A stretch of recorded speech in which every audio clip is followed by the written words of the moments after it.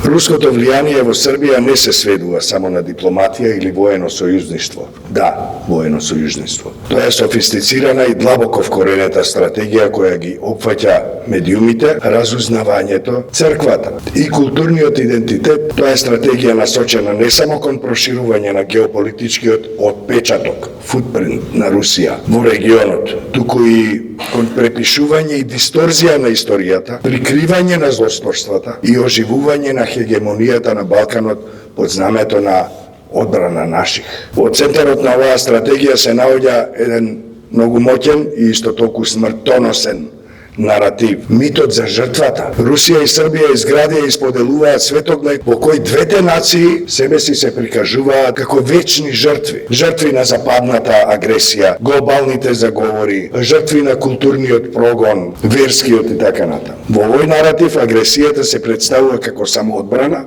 а геноцидот како праведна борба и борба за слобода и за остварување на некакви права.